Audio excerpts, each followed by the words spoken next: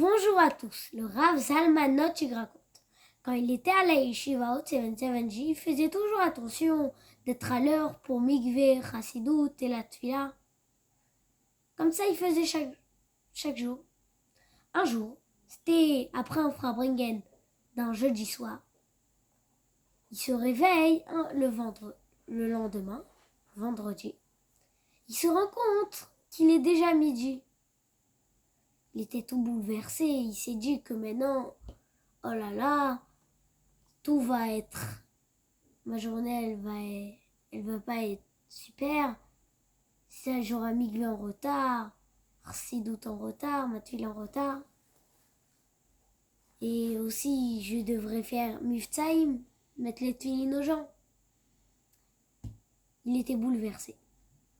Et là, c'est comme ça qu'il part au 77. Dès qu'il arrive, il était 15h13.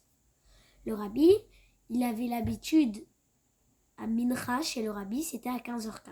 Le rabbi avait l'habitude de sortir 15h13 pour être à l'heure au 77J à 15h15. Et il avait aussi des pièces pour les distribuer aux enfants sur le chemin.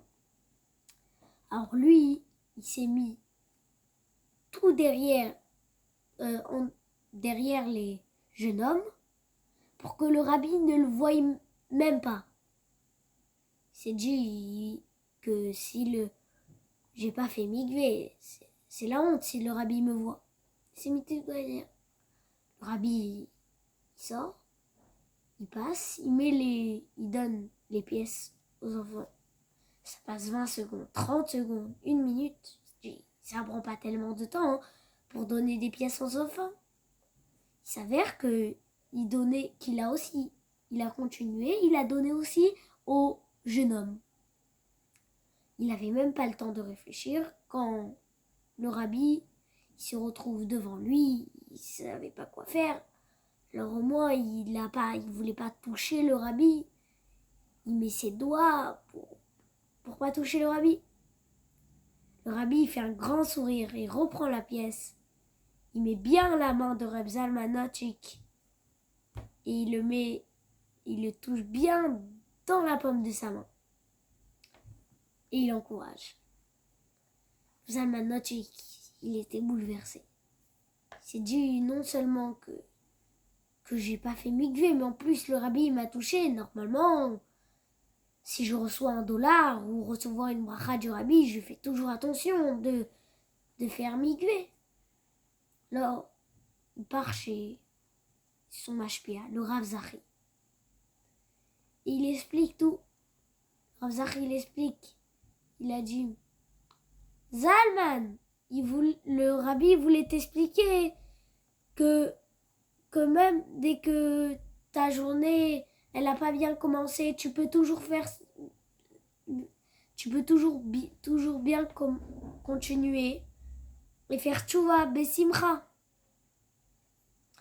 Alors, Laura, elle est dans la parasha de Massé, il y a écrit Velo tetam et aret asher ani shochen betocha ki ani Hashem asher shochen betor bene Israël. Vous ne rendrez pas impure la terre que je suis dedans, car je suis Hashem qui réside dans vous. Et sur ça, le Sifri dit, les Bnei Israël, ils sont chéris devant Hashem, que bien qu'ils sont impurs, ils sont quand même chéris.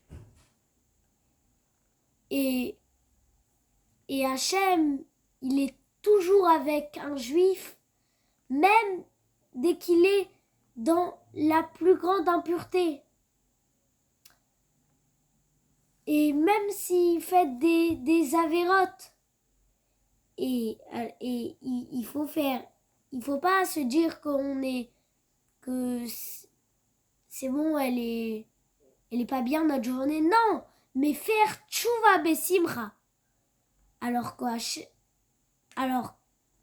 faisons tchouva besimcha avec la Géoula à Yerushalayim Irakodesh, Mashiach now.